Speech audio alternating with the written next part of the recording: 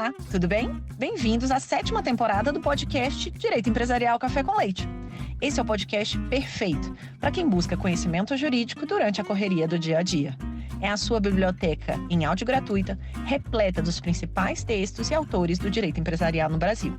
Eu sou Amanda Taide, mineira e cruzeirense na origem, com passagem em São Paulo, e candanga e fluminense de coração. Casada, mãe do Pedro de quase 6 anos. Pedro, Tails, Sonic. Do Lucas de 4 anos. Lucas, Knuckles, Sonic, Eggman. E tutora do Vira-Lata Farofa. Sou professora doutora da UNB dos cursos de Direito Empresarial, Concorrência, Comércio Internacional e Compliance. E consultora do Pinheiro Neto Advogados nas mesmas áreas.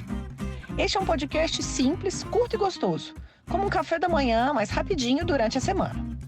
Em sua 7ª temporada, esse nosso podcast se reinventa, com a divulgação de um site inteiramente dedicado a esse projeto.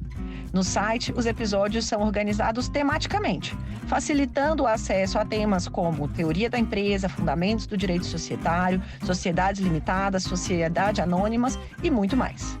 Pegue então a sua xícara de café com leite ou chá, seu tênis para fazer exercício físico ou seu fone de ouvido para ouvir no seu meio de transporte diário. Então, vamos comigo para a próxima xícara de café com leite? A nossa xícara de café com leite de direito empresarial de hoje vai tratar da edição comercial da tese de doutorado do Guilherme Setoguchi, intitulada Enforcement e Tutela Indenizatória no Direito Societário do Mercado de Capitais. E para isso a gente vai ter a alegria de contar com a participação do próprio autor para comentar o seu livro. O Guilherme Setoguchi é sócio do Monteiro de Castro Setoguchi Advogados, professor do INSPER, doutor, mestre e bacharel pela Faculdade de Direito da Universidade de São Paulo. Foi consultor da OCDE em projetos sobre fortalecimento do enforcement no mercado de capitais brasileiro. É presidente do Instituto de Direito Societário Aplicado, presidente da Associação Brasileira de Special Situations e Litigation Finance. Guilherme, é uma alegria enorme você ter aceitado o convite para participar do nosso podcast e por apresentar, de um modo simples, curto e gostoso, esse tema do enforcement no direito societário e no mercado de capitais. Amanda, tudo bem? É um prazer enorme, uma honra enorme também estar aqui com você no seu programa. Eu que sou fã de carteirinha e falo isso sem nenhuma demagogia, porque é verdade, eu realmente acompanho o seu podcast. E curioso que a gente ouve, né, pessoas falando de podcast, cada um gosta de ouvir um lugar, né, lavando louça, arrumando a casa, no carro. E eu ouço muito fazendo esporte, na academia, correndo. Então, eu já ouvi muitos mesmo dos seus episódios. Então, muito obrigado pelo convite. É uma honra enorme, como eu já disse, estar aqui. Espero que eu possa trazer algo de útil para o seu programa e para os nossos ouvintes.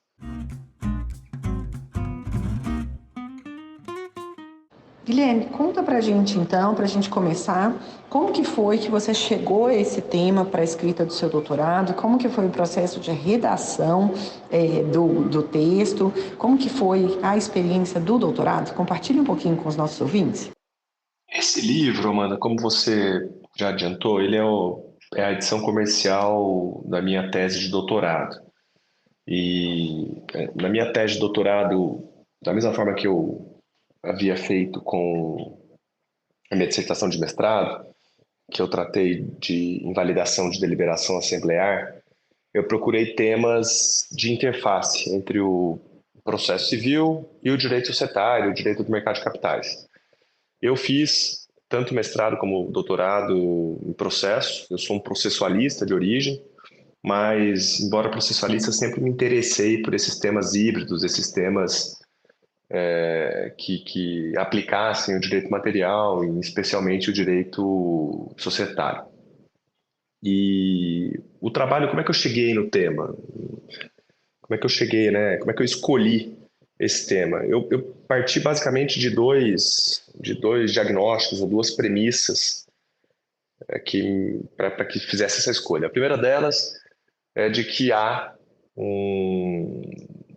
um razoável consenso na doutrina brasileira de que o nosso sistema de enforcement ou de cumprimento forçado de normas no direito societário e no direito do mercado de capitais é ineficiente, né? De que esse sistema ele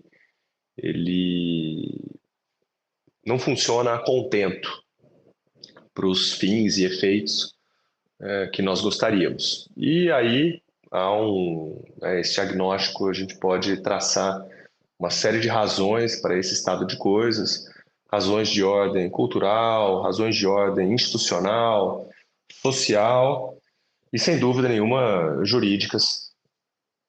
E dentro das jurídicas, há, sem dúvida nenhuma, razões de ordem material, que estão no direito material. Então, para citar um exemplo, a regra do artigo 134, parágrafo 3º da Lei das SA, que prevê o quitus, que prevê que, uma vez aprovadas as demonstrações financeiras e as contas dos administradores, sem ressalvas, eles são exonerados de responsabilidade, uma regra que é muito criticada há muito tempo, e é uma regra que a doutrina aponta, a meu ver com razão, já há muito tempo, que é uma regra que não faz sentido, não se alinha com outras jurisdições, e é uma regra que contribui para que não haja ações indenizatórias contra administradores que cheguem a resultados satisfatórios, né? Mas há, além dessas razões de direito material, há razões também processuais. E o foco do meu trabalho foi, então, fazer esse recorte para abordar essas questões, essas razões processuais, esses gargalos processuais, como eu chamei, que são responsáveis em alguma medida, e o trabalho não teve a pretensão e nem poderia ter, de estabelecer um peso a esses gargalos, né, para dizer, olha, 90% desse estado de coisas decorre dos gargalos processuais. Eu acho que nem poderia fazer isso, mas partir da premissa de que, em alguma medida, esses gargalos contribuem. E a segunda premissa que me levou a escolher o trabalho foi um diagnóstico também assentado razoavelmente na doutrina, trabalhos jurídicos, trabalhos também econômicos, muitos deles fora do Brasil, sobretudo fora do Brasil, de que há uma correlação forte entre o nível de desenvolvimento de um dado mercado de capitais e as ferramentas de enforcement, de direitos de participantes desse mercado, para que esses participantes possam defender os seus direitos caso sejam violados. Então, há uma correlação muito grande entre o desenvolvimento desses mercados de capitais e as ferramentas de enforcement que uma dada sociedade, uma dada jurisdição tem.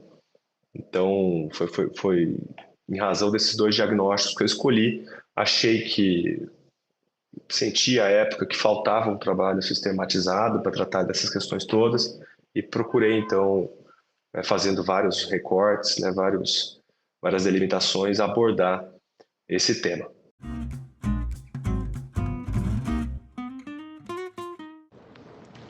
Então, se você puder começar, Guilherme, apresentando para a gente um pouco da estrutura do seu trabalho, quais que foram os principais temas que você abarcou na sua pesquisa, também se você puder começar conceituando o que é o enforcement e essa tutela indenizatória que foi objeto da sua pesquisa no doutorado. Eu vou começar pelo final, tá bom? Primeiro sobre o que significa enforcement. Enforcement, como todos sabem, é uma expressão inglesa, é um anglicismo e que por isso, como determinam as boas práticas, boas regras gramaticais, deveria ser evitada.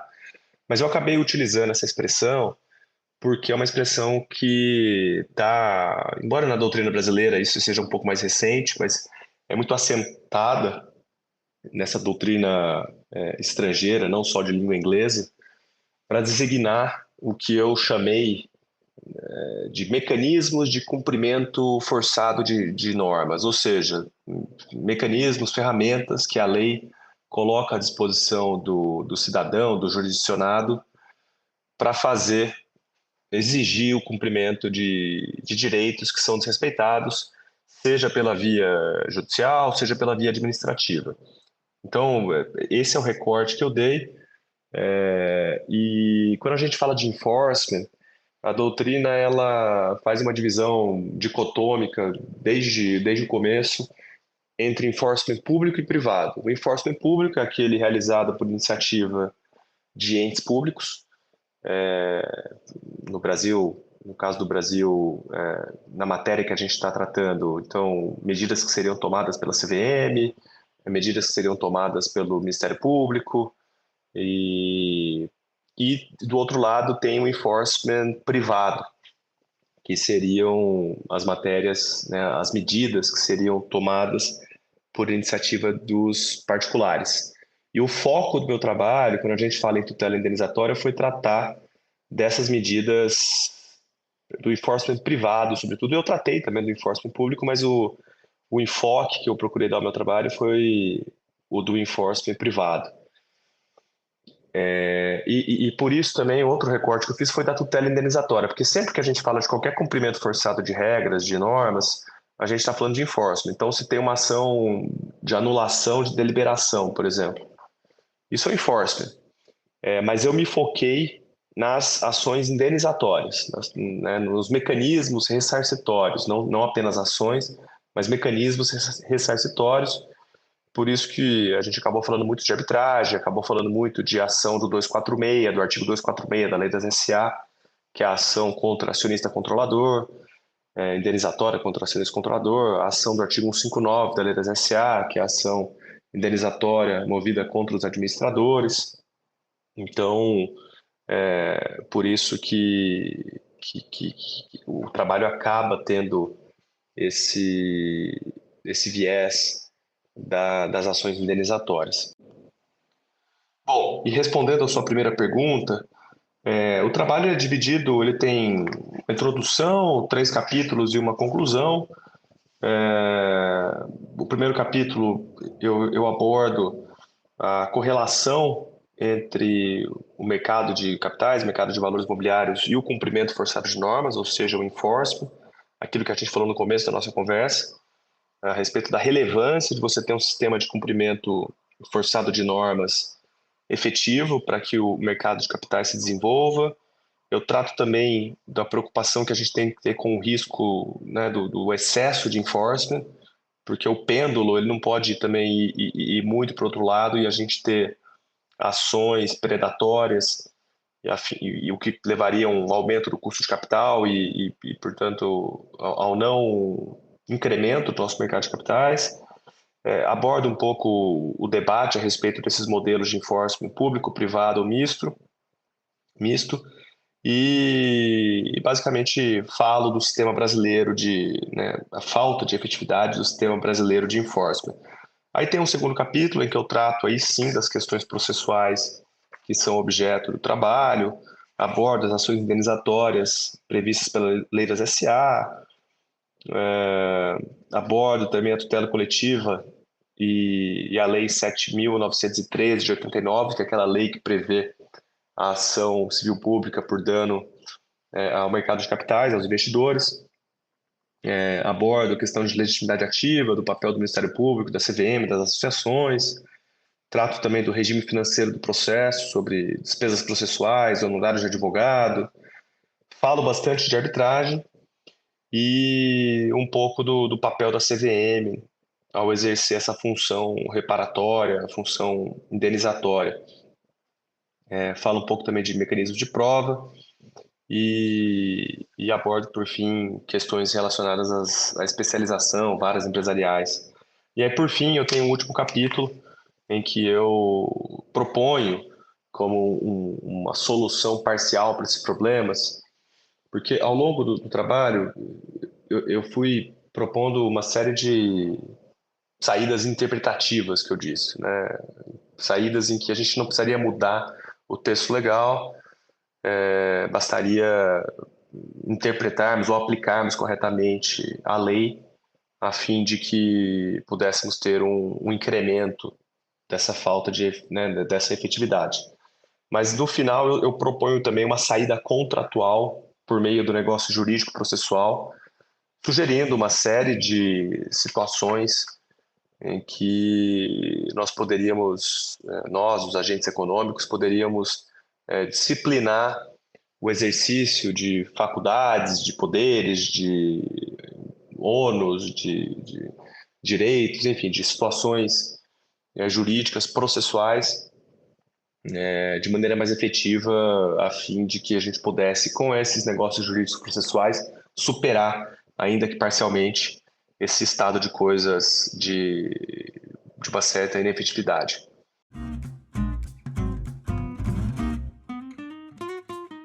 E quais que foram os resultados, né, da sua pesquisa de doutorado? O que você propôs como solução para o problema que você enfrentou do enforcement no direito societário no mercado de capitais? Conta para a gente qual que foi a sua proposta inovadora à doutrina jurídica com o seu estudo do doutorado. Os resultados a que eu cheguei no final da pesquisa, Amanda, foram basicamente dois. O primeiro deles foi confirmar aquela premissa inicial de que nós temos um problema de efetividade no direito societário e no mercado de capitais no que diz respeito aos mecanismos de enforcement da tutela indenizatória. Basicamente, quando a gente fala de ação de responsabilidade contra o acionista controlador, 246 da Lei das SA, a ação do artigo 159 da Lei das SA também, de responsabilidade do administrador, e demandas também de outras demandas indenizatórias, como, por exemplo, a ação por dano direto contra a companhia para aqueles que admitem essa ação. Então, eu confirmei ao final da minha pesquisa essa premissa, e uma segunda premissa que eu confirmei foi a conclusão de que uma razão para esse estado de coisas é justamente a falta de efetividade dos mecanismos processuais. Como eu disse no começo, esse estado de coisas ele se deve a vários motivos, mas eu consegui concluir ao final, me convenci no final de que isso era verdade em relação aos mecanismos processuais. Haveria uma deficiência dessas ferramentas processuais. E a contribuição original que eu pretendi dar com o meu trabalho foi de que haveria a possibilidade de se realizar, como eu já antecipei, uma saída contratual, uma saída por meio do negócio jurídico processual, previsto pelo artigo 190 do Código de Processo Civil, por meio do qual as partes, os agentes econômicos, poderiam pactuar regras contratualmente que poderiam tentar superar essas deficiências legais quanto aos mecanismos de enforcement no direito societário e no mercado de capitais. Então, mecanismos que poderiam, para citar algumas situações concretas, que poderiam disciplinar legitimidade ativa extraordinária para várias espécies de demandas, mecanismos que poderiam facilitar a produção de prova, uma vez que a produção de prova é reconhecidamente um dos mecanismos mais importantes para se permitir o adequado enforcement de direitos, e há uma assimetria informacional muito grande nas relações societárias. Convenções processuais que poderiam estabelecer incentivos econômicos inteligentes para a tomada dessas medidas e para que elas não fossem tomadas por agentes cujos interesses fossem desvirtuados do interesse social, interesse da companhia. Lembrando que tanto o artigo 246 quanto o artigo 159, eles procuram estabelecer alguns incentivos econômicos, mas incentivos que são um pouco... são bons, mas que podem ser melhorados. Convenções processuais que poderiam estabelecer regras de financiamento, de custeio do processo, e assim por diante. Há outras sugestões também que eu fiz ao final do meu trabalho. Então, resumindo, a conclusão final foi, né, a proposição final e que eu pretendi que fosse original foi justamente a de que a gente poderia estabelecer, usar o negócio jurídico processual para superar parte desses obstáculos processuais que nós temos nesse campo de efetivação, de cumprimento forçado ou de enforcement dos direitos no âmbito do direito societário e do mercado de capitais. E eu acho que é interessante a gente mencionar também, né, Guilherme, que a CVM, o Ministério da Fazenda, desenvolveram um projeto de estudo e de proposta de alterações legais e regulatórias envolvendo justamente a proteção de acionistas e investidores. Conta pra gente um pouco dessa participação sua nesse projeto, como que o projeto, né, apontou o papel da CVM na concretização do enforcement, na tutela indenizatória do mercado de capitais, e como que esse trabalho seu como consultor junto à OCDE sobre esse tema conversou com a sua pesquisa no doutorado também? Exatamente, Amanda. Em 2018, a CVM e o Ministério da Fazenda constituíram um grupo de trabalho para conduzir um projeto que tinha por objeto fazer um diagnóstico dos mecanismos da jurisdição brasileira de enforcement no direito societário, no mercado de capitais, e fazer proposições de alterações legislativas, regulatórias, institucionais que pudessem melhorar esse diagnóstico feito. Esse projeto contou com o apoio financeiro do Prosperity Fund do Reino Unido e com o apoio técnico da OCDE. Eu participei desse projeto porque, além de membros da CVM e da OCDE, esse projeto contou com o apoio de alguns professores, representantes de associações. Eu atuei nesse projeto porque eu tinha acabado de defender o doutorado justamente sobre esses temas e porque eu sou e era naquela época professor do INSPER, então atuei, né, com esse chapéu nesse projeto. E ao final o grupo concluiu que de fato havia uma questão, né, várias questões a serem resolvidas no direito brasileiro a respeito desses mecanismos de enforcement, de proteção de investidores, de acionistas, e basicamente o projeto concluiu que havia algumas deficiências que poderiam ser melhoradas, como por exemplo o afastamento do quitus, que é previsto pelo artigo 134, parágrafo 3º da Lei da SA, e previsto também pelo Código Civil, quando se aprova as demonstrações financeiras e as contas dos administradores sem ressalvas. Concluiu que os incentivos econômicos do artigo 246, do artigo 159 da Lei das SA deveriam ser melhor balanceados e uniformizados. Concluiu que realmente a arbitragem societária, da forma como nós implementamos aqui no Brasil como principal meio de solução de disputas societárias de companhias abertas desde o começo dos anos 2000, com a criação do novo mercado e com a criação da Câmara do Mercado, era uma jabuticaba brasileira e que merecia alguns ajustes, sobretudo no que diz respeito à confidencialidade das arbitragens, fez considerações também sobre as arbitragens societárias coletivas e uma série de outras conclusões que foram feitas nesse estudo e que representaram um primeiro, né, o encerramento de uma primeira fase desse projeto. E, posteriormente ao projeto, foi elaborado um relatório, né, da OCDE sobre o tema. Qual que foi o escopo desse estudo da OCDE? Conta pra gente um pouquinho mais. Esse relatório que eu acabo de mencionar, Amanda, eu acabei esquecendo de mencionar a data, mas eu falei que esse projeto começou em 2018 e ele foi concluído em 2019. Então, em 2019, a CVM publica esse estudo. Ele é publicado em inglês inicialmente e também traduzido para o português. As pessoas podem encontrar ele na internet, basta fazer uma busca por esse projeto de proteção a investidores e junto do CVM que vão encontrar. Em 2019 ele é publicado. E aí há uma segunda fase desse projeto, que é um projeto aí já da OCDE, em que a OCDE pega esse primeiro material, contrata alguns consultores e publica, então, em 2020, um relatório com conclusões da OCDE, analisando, pegando essas considerações do Brasil e comparando 10 jurisdições, outras jurisdições, né? Então, a OCDE escolheu 10 países, alguns de civil law, outros de common law E, por exemplo, Reino Unido, Estados Unidos, Alemanha, Portugal, Itália, Singapura, Israel e assim por diante.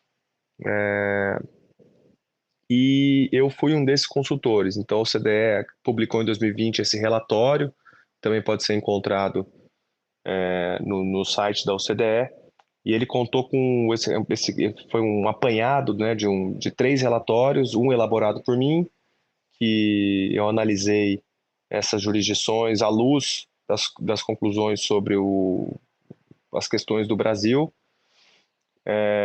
E o recorte que nós fizemos nesse trabalho da OCDE foi analisar 3 assuntos. O primeiro deles, a ação de responsabilidade de acionista controlador, a ação de responsabilidade de administrador e arbitragens coletivas societárias. Houve um outro relatório, né, dentro desse apanhado de relatórios produzido pelo André Luiz Monteiro e pelo Renato Beneduzzi. Eles analisaram a questão das arbitragens coletivas societárias, na verdade, arbitragens coletivas nesses outros 10 países, mas não fizeram considerações sobre o Brasil, e um outro relatório feito pelo professor Martin Gelter, um professor de Fordham, em Nova York, em que ele analisou essas jurisdições todas, o que elas tinham, o que elas têm em relação às ações derivadas, ações indenizatórias movidas contra controlador e contra administrador. Então, esse estudo da OCDE vem e conclui aquela primeira fase que foi iniciada pelo primeiro relatório produzido pela CVM, pelo Ministério da Fazenda, e faz considerações sobre o Brasil e faz uma série de recomendações para o direito brasileiro. Então, são várias, mas eu poderia aqui anunciar. O estudo sugere que as arbitragens societárias não poderiam ser confidenciais, deveria haver uma redução, ao menos, dessa confidencialidade, se não um afastamento absoluto em relação aos sócios da sociedade, e quando se tratasse de companhias abertas, também em relação a todo o mercado. Conclui que os incentivos econômicos das ações do artigo 246 e 159 deveriam ser unificados. Conclui que, de fato, o afastamento do quitus na aprovação das contas e demonstrações financeiras é uma medida que se alinharia com outras jurisdições. Conclui que o requisito da contemporaneidade, para a propositura de ação indenizatória contra controlador e contra administrador, ele não existe no direito brasileiro, nem é recomendável que exista. E esse requisito, para quem não sabe, existe em algumas jurisdições, é o requisito de que só possa propor a ação derivada, ou seja, aquela ação em nome próprio, mas em defesa do patrimônio da companhia, quem fosse titular de ações no momento em que ocorreu o dano. Então, se concluiu nesse relatório que esse requisito não faria sentido aqui no direito brasileiro. E uma série de outras recomendações, inclusive no âmbito das arbitragens coletivas societárias, recomendações de que houvesse alguma alteração legislativa para que se previsse expressamente essas arbitragens e alterações também no âmbito da autorregulação promovida pelos próprios centros de arbitragem.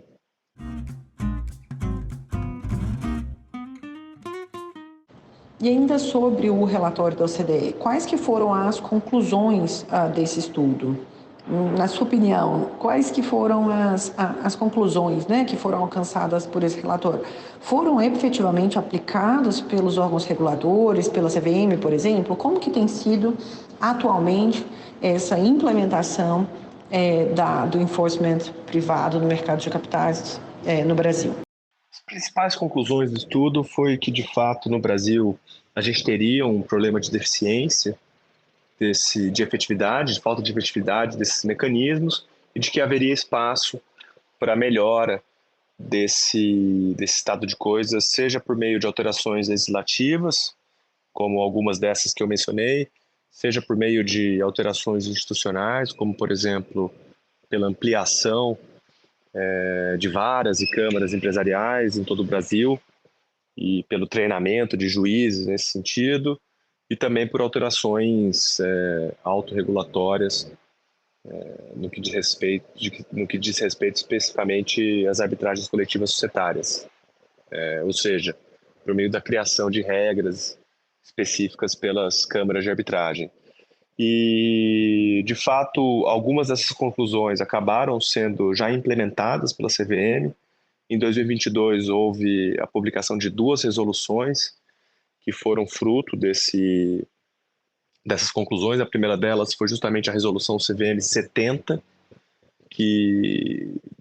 por meio da qual a CVM utilizou a prerrogativa prevista no artigo 290 da Lei das SA e reduziu o percentual de uma série o percentual para o exercício de uma série de direitos previstos na lei das SA, e de acordo com o volume, o tamanho do capital social das companhias abertas. Então, esse artigo ele concede essa prerrogativa à CVM, que nunca havia sido exercida, de acordo com a escala do capital social, o número, o volume do capital social da companhia, reduzir os percentuais para exercício desses direitos, inclusive os percentuais para a propositura das ações do artigo 159 e 246 da Lei das SA. Então, esse foi um primeiro reflexo concreto desses estudos todos. O segundo reflexo concreto foi a publicação da resolução 80, essa que eu acabei de mencionar foi a 70, e no segundo momento foi publicada a resolução 80, especificamente o anexo 1 da resolução 80, que criou para as companhias abertas de categoria A um dever adicional de divulgação de informações, que é o dever de divulgar informações sobre demandas societárias.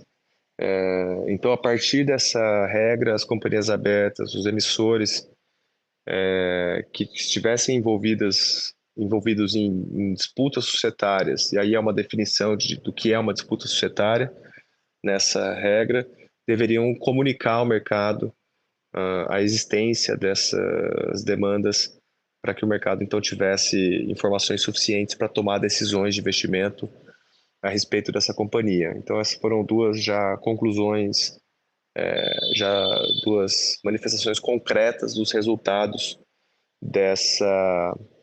desses estudos. E há um terceiro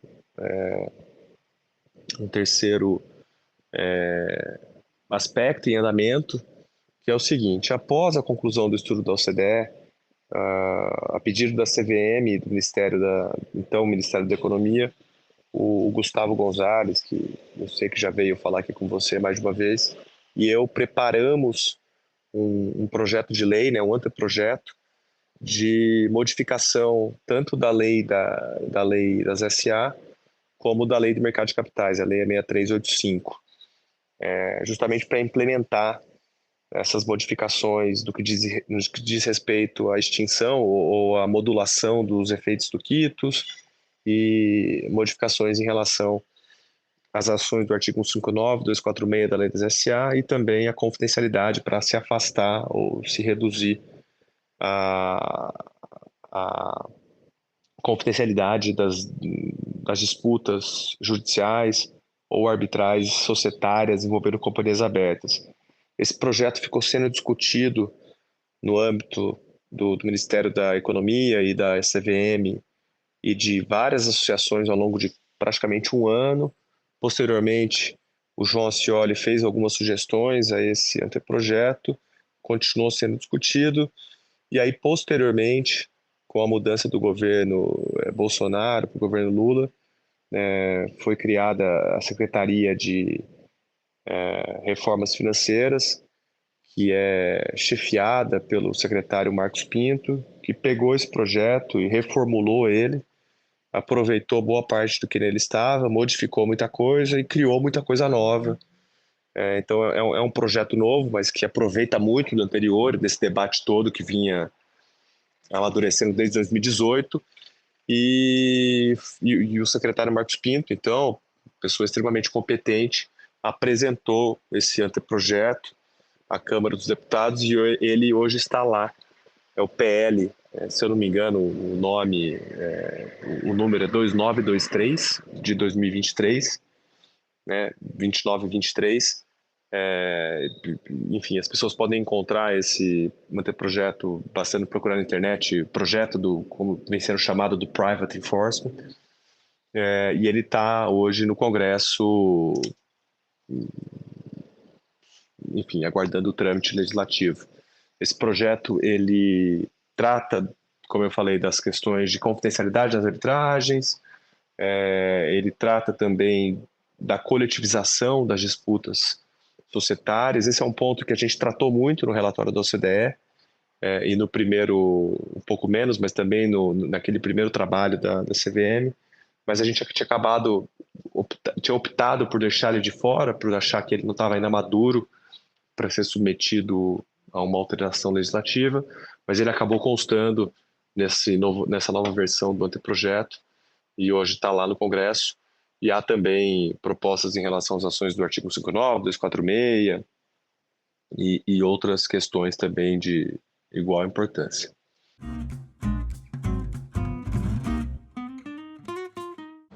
E por fim, uma pergunta dessa 7ª temporada: conta pra gente um ou algum dos melhores livros de literatura mesmo que você já leu na vida, e conta pra gente o porquê. Por que esse livro te tocou tanto? Eu acho que é sempre difícil, Amanda, a gente conseguir escolher qual que é o melhor livro, qual que é o melhor disco, quais são os melhores, porque a gente acaba mudando de opinião ao longo dos tempos.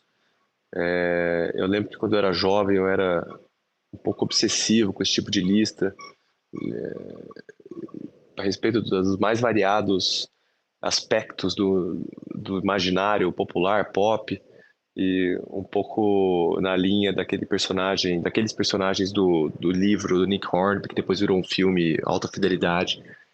Então eu confesso que hoje eu tento não fazer muitas listas. Então é difícil para eu estabelecer qual que é o melhor livro, mas para eu ir direto ao ponto aqui, que eu já estou divagando, eu li alguns livros recentemente que já estavam na minha lista para ler fazia tempos, e eu gostei muito deles.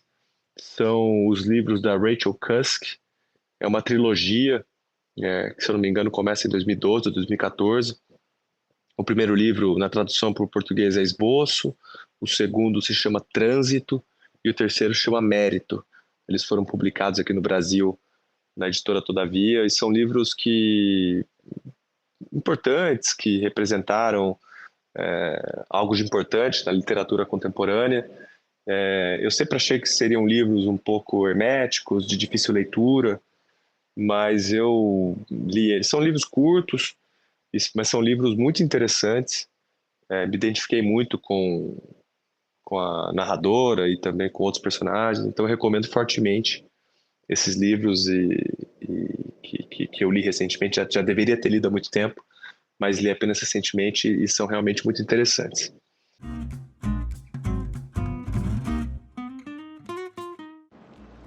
Guilherme, super obrigada por ter aceitado o convite para participar do nosso podcast.